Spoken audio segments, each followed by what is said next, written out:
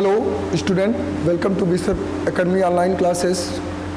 Dear student, today I am going to discuss about the process of organizing.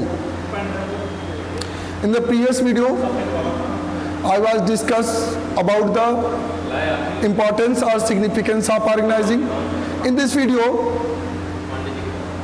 we will study about the process of organizing, what step follow in the organizing process, in which 4 steps which are here.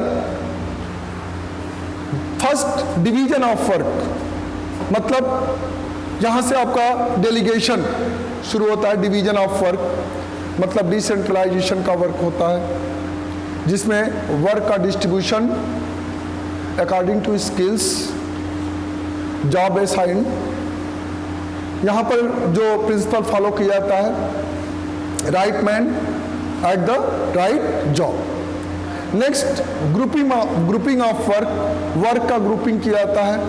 Means जो जिस skills का हो उसी skills के according उसको work provide किया जाना चाहिए. वर्क का डिस्ट्रीब्यूशन अकॉर्डिंग टू स्किल्स होना चाहिए. नेक्स्ट है डेलीगेशन ऑफ अथॉरिटी.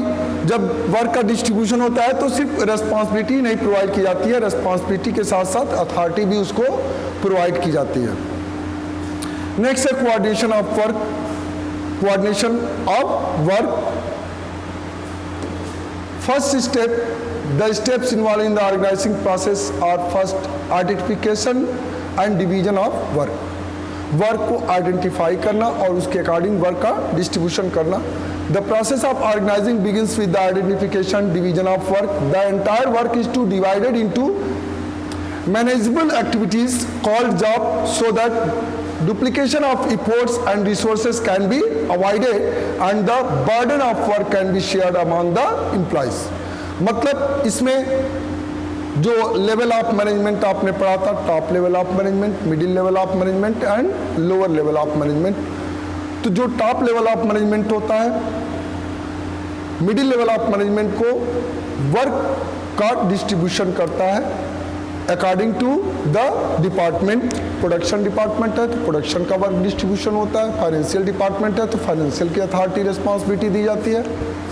वैसे ही अलग अलग जो डिपार्टमेंट्स है उसका वर्क का डिस्ट्रीब्यूशन, वो अपने नीचे जो उनके सबऑर्डिनेट हैं लोअर लेवल के, उनको वो वर्क क्या होता है, वर्क का डिस्ट्रीब्यूशन किया जाता है. Division of work facilitate specialisation in work skills which is necessary because the whole work cannot be done by one individual very efficiently and effectively and efficiently. क्योंकि जो पूरा वर्क है वो किसी एक व्यक्ति के द्वारा इफेक्टिवली या इफिशियंटली नहीं कर सकता, बेहतर तरीके से वर्क नहीं कर सकता है. For example, in a bank individual doing different jobs, cash clerk accepting cash and giving cash, saving accounts clerk and current accounts clerk, access sanctioning loans and so on. तो जो बैंक में अगर देखेंगे तो बैंक में cashier होता है, cash accept करता है और कैश जो विड्रॉ करना चाहता है उसको कैश भी देता है.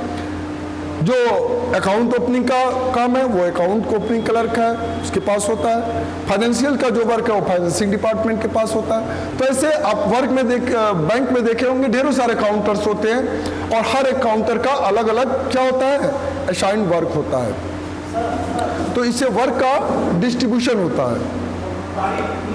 नेक्स्ट है departmentalisation. The second step in organising process is to combine club or group similar or related jobs into larger units called departments. जो अलग अलग जो भी किसी भी हर एक बिजनेस ऑर्गेनाइजेशन में जो भी एक ऑर्गेनाइज्ड बिजनेस ऑर्गेनाइजेशन है उसमें ढेरों सारे डिपार्टमेंट्स होते हैं, जिसमें अगर प्रोडक्शन यूनिट है तो प्रोडक्शन डिपार्टमेंट है, फाइनेंसिंग डिपार्टमेंट है, HR डिपार्टमेंट है जो एम्प्लॉयज़ का अपॉइंटमेंट करता है. नेक्स्ट, मार्केटिंग डिपार्टमेंट है जो सेल्स का वर्क करता है. तो इस तरह से जो वर्क है किसी बिजनेस ऑर्गेनाइजेशन का वो ऐसे पर्टिकुलर डिपार्टमेंट्स में क्या होते हैं, डिवाइडेड होते हैं और इस तरह से डिपार्टमेंट के अकॉर्डिंग उसका वर्क का डिस्ट्रीब्यूशन हो जाता है. It facilitates specialization. The department so created or linked together on the basis of their interdependence. Departments can be created on the following basis. On the basis of function. For example, finance department for the financing activities, production department for production unit and production activities. On the basis of products, for example, medicine, textile, food, cosmetics, garments, footwear, etc. On the basis of territory, for example, east, west, north, south, etc. तो ये सब जो department है वो according to product के according भी उनका departmentalisation होता है और यूनिट के अकॉर्डिंग भी डिपार्टमेंटलाइजेशन होता है। तो मैंने बताया था कि इनके बीच जो इंटरडिपेंडेंस होते हैं, जैसे प्रोडक्शन यूनिट है तो प्रोडक्शन यूनिट और मार्केटिंग डिपार्टमेंट दोनों इंटरडिपेंडेंस होते हैं। अगर जहाँ पे मार्केटिंग डिपार्टमेंट को अगर कोई ऑब्जेक्टिव, कोई टारगेट दिया गया है कि आप इतने सपोज करिए कि 12,000 प्रोडक्ट का अगर उसको सेल्स का टारगेट दिया गया है ईयरली, यानी कि उसको मंथली 1,000 प्रोडक्ट को सेल्स करना है, यानी कि उसको मंथली 1,000 प्रोडक्ट उसको हैंड ओवर करना पड़ेगा प्रोडक्शन डिपार्टमेंट को, जिससे कि वो इजीली अपने टारगेट को कंप्लीट कर सके। तो अगर मार्केटिंग डिपार्टमेंट प्रोडक्शन डिपार्टमेंट पर इंटरडिपेंडेंस है, प्रोडक्शन डिपार्टमेंट है वो फाइनेंसिंग डिपार्टमेंट से या परचेज डिपार्टमेंट पर इंटरडिपेंडेंस है कि अगर उसको फाइनेंस प्रोवाइड करे, उसको वो रॉ मटेरियल्स प्रोवाइड करे टाइम से, जिससे कि वो 1,000 प्रोडक्ट्स पर मंथ प्रोड्यूस कर सके इजीली। तो इस तरह से जो डिपार्टमेंट होते हैं वो एक दूसरे के ऊपर इंटरडिपेंडेंस होते हैं और सारे डिपार्टमेंट के कोऑर्डिनेशन के रिजल्ट ही ऑब्जेक्टिव को अचीव कर पाते हैं। नेक्स्ट है assignment of duties. After departmentalisation the next step is to allocate the work is to be the employ according to their experience, skills and competencies in order to ensure effective performance in an enterprises. It is essential that a proper match or balance is made between the nature of job and ability of the employee responsible for that job. तो मैंने जो बताया था कि right man at the right job, जो जिस skills या जिस टेक्नोलॉजिकल स्किल्स जिसके पास है, जिसके पास मैनेजरियल स्किल्स है उसको मैनेजमेंट का वर्क दिया जाना चाहिए, जिसके पास टेक्नोलॉजिकल स्किल्स है उसको टेक्निकल वर्क दिया जाना चाहिए। अब वो टेक्निकल वर्क चाहे प्रोडक्शन डिपार्टमेंट में है तो प्रोडक्शन का वर्क देना चाहिए, मार्केटिंग डिपार्टमेंट का है तो उसको मार्केटिंग का वर्क देना चाहिए। तो इस तरह से जो ड्यूटीज है उसका पर्टिकुलर उसके वर्क असाइंड होने चाहिए कि उसको क्या वर्क करने चाहिए। नेक्स्ट है establishing reporting relationships. Only assignment of work is not to enough.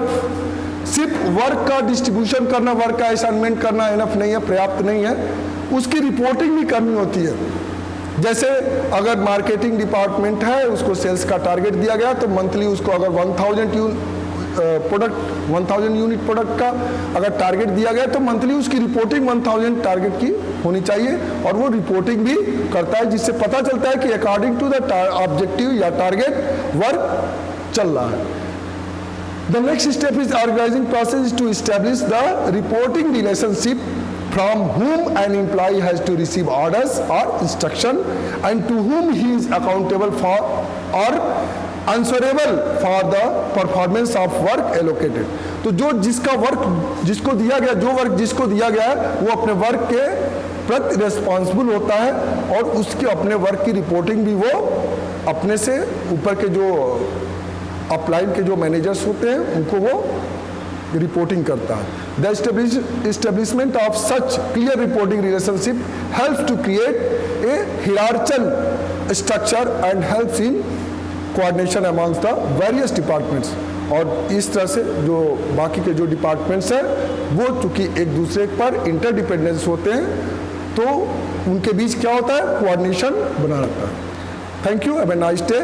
If you have any confusion, then ask on Google Classroom or WhatsApp group.